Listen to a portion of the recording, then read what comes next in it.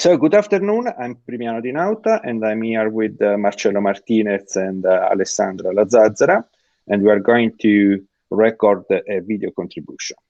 Particularly, this contribution is addressed to the WASC Congress and to the cybernetic and system community, the Congress that will be held in September online.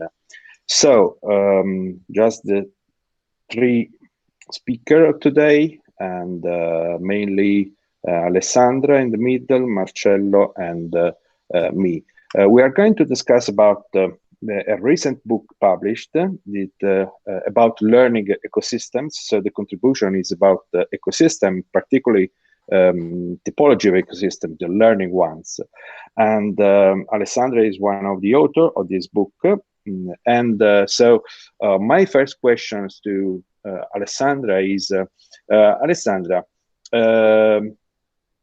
what are, according to you, the main characteristics that structure the organizational learning ecosystems in the digital era? You know, we are in the so-called digital disruption era. So what do you think is the relation between the digital era and the organizational learning ecosystems? Thank you.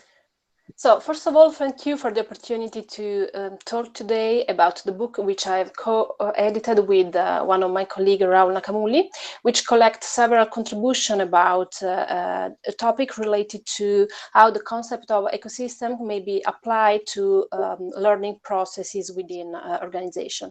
As all of you already know, we are all living within ecosystem. We are all living and working within different type of ecosystem. For example, we are every day embedded within a digital ecosystem, since we all use smart devices, and also our organizations are embedded within different business and innovation ecosystem, since there is now more than ever a strong focus, a strong emphasis on the idea of cooperating with other companies rather than competing with other companies. And ecosystem may be defined, may be viewed as a structure of relationship between interacting actors, and usually ecosystems are unique systems which evolve over time in unpredictable and very often non-linear way, since the way in which the ecosystem develop over time is strictly related to how actors behave within such ecosystem. And since we are all living and working within ecosystem, people involved into training and learning processes within organizations, so training specialists or training manager, have to face a new challenge, which is the one of developing new skills for those people who are daily working in such kind of challenging environment. So we can define a learning ecosystem as an environment which is constituted by different communities interacting within and between individuals, group, and organization. So basically, it's a collection of people, it's a collection of processes, and it's also a collection of different tools which are adopted in order to deliver, integrate, and support training within organization. And a particular aspect of a learning ecosystem is that people within such ecosystem may spontaneously create subgroups and can interact with each other, or for example with learning utilities such as digital platform, e-learning platform, at individual, at the group level, or at the organizational level. This is due to the fact that nowadays we are much more exposed to interaction outside the organization, and basically people live within a community of interest which are composed by different actors, like for example customers, like for example competitors, supplier, and so on. And people have to self-manage the relationship with those actors and use such situations as also a leverage for learning and growing at work. And basically, there are three main dimensions which constitute a learning ecosystem. The first dimension is related to the people factor, the second one is related to the power factor, and the third one is related to the place one. The first factor, the people one, is related to the idea that there is a variety of levels involved within learning ecosystem. We have already talked about individuals, teams, and organization, for example.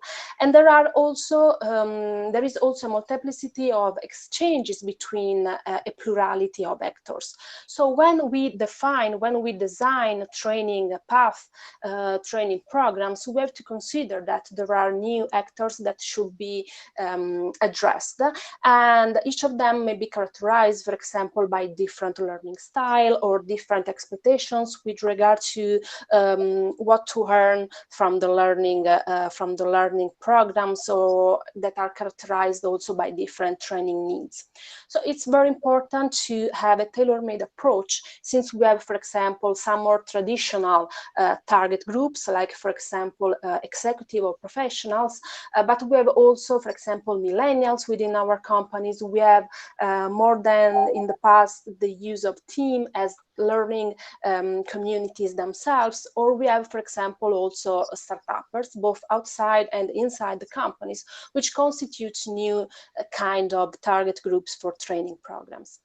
The second dimension is related to power, since living and working within ecosystem require people to use much more than in the past their personal, emotional, and also social energies and resources. So it's very important to support such kind of emotional and social resources, since people not only have to face work changes, but very often have to negotiate with other people on a daily basis. And so this requires not only that people have to meet organizational goals and perform well, but also that particular attention should be given also to the well-being of people working in such kind of ecosystem, by, for example, giving them more autonomy in order to have people which are more proactive and also more aware of the kind of involvement that such kind of job require. And the third dimension is related to the place factor. Because also, for example, due to the recent COVID pandemic, we are much more used than in the past about working, for example, remotely. And not only we are more used to work remotely, but we are also more used to learn from our home by using digital platform. And so we are continuously balancing our physical setting, the physical setting in which we work and in which we learn, with the digital setting. And so place is related to the idea that companies nowadays are boundaryless, both from the physical point of view, since we interact with people from other companies, with people from other agencies and so on, but also in terms of boundaryless, because we live in an environment which asks us to shift from the physical to the virtual, the digital settings. Okay, thank you very much, Alessandra. And perhaps could be interesting if you could provide some examples of how the learning ecosystem principles can apply to modern organizations. Well, first of all, we can say that there are several trends which apply to the most modern organization. Like, for example, the idea that there is a pervasive diffusion of digital technologies which ask people to rethink about the way in which they work, the way in which they learn, and which require basically to adopt new organizational model and new organizational culture. We have more democratic business model, more flex organizational structure, and basically companies are adopting more cooperative strategies, which are based on the idea of collaborating, of creating synergies with other companies. And also, for example, another trend is the idea of co-creation, which asks people to interact with external stakeholders in order to develop ideas, to develop, for example, new product or new services. A practical example could be the world's biggest white goods manufacturing company, which is higher, which basically has become a kind of benchmark in terms of innovation management.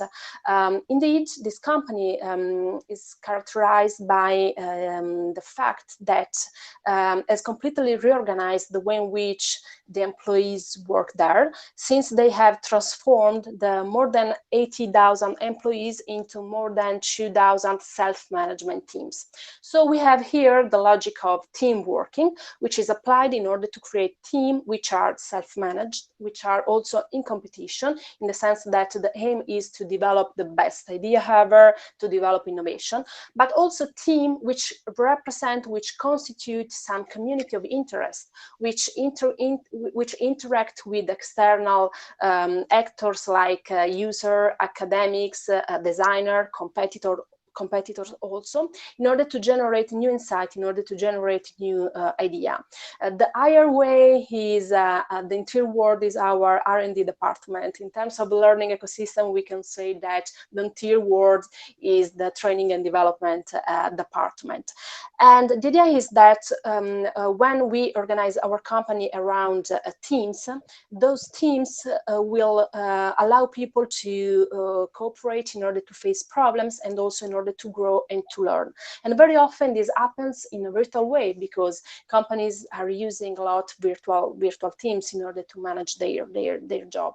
However, there is also a risk here, a kind of dilemma, which is related to the fact that there is evidence that when people are used to work in team on a very specific, although very challenging task, they are very focused on the practical aspect of the job and may lose a little bit what are their training needs and also what they learn from such situation. Since as soon as the project is accomplished, the goal is accomplished, they will change team and will start a new project. So it's very important also for companies which are, for example, using team working as a job design strategy, to create a kind of scaffolding system in order to support those teams into learning processes and avoiding discarding knowledge which is built during the working processes. Thank you very much, Alessandra. Very interesting. Actually, according to your considerations, it seems that very challenging issues emerge for organizational and managerial practices. So my next question is, what are, according to you, the main practical implications of the learning ecosystems model, and what could be the future research directions? Clearly, the idea of learning ecosystem is that the goal is to generate value for every component, since we are talking about an holistic system, a comprehensive system. So everybody should earn something from such kind of ecosystem. And so I think that one very important future research direction, which has also many practical implications, is the idea of understanding how effective learning ecosystem may combine both individual training needs, but also strategic goals of the company. Since basically there is much more emphasis on the idea that people should self-manage themselves also in learning path.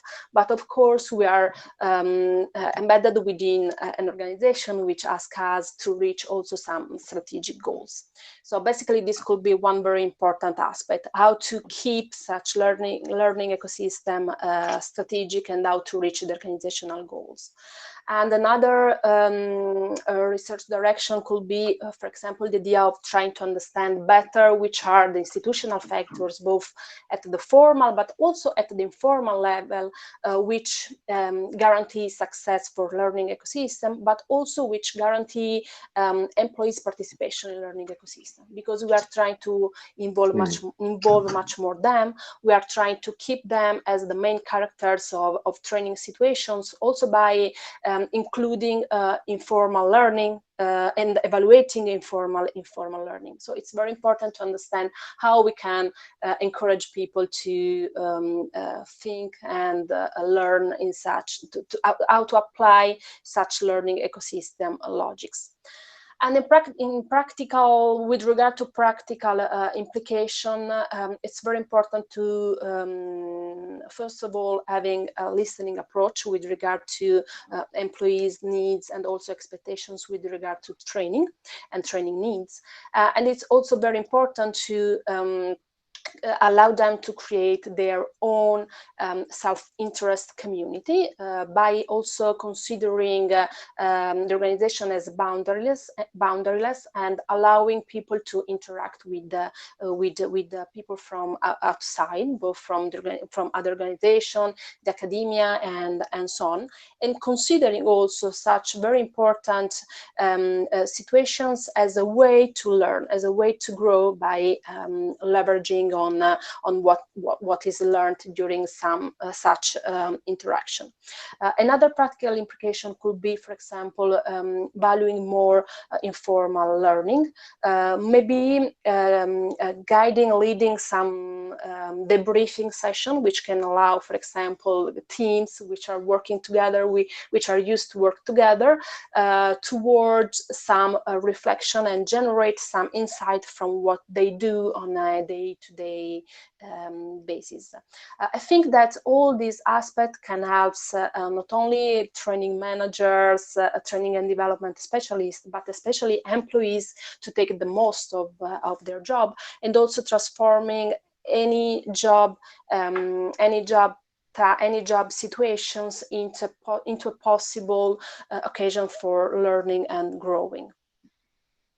Okay, Alessandra, thank you very much. I think we have consumed all our slot of time for this contribution. So I thank you so much for your consideration. Thanks so much also, Marcello. And we're going to send this contribution to the WASC community. So thanks a lot. Have a good afternoon.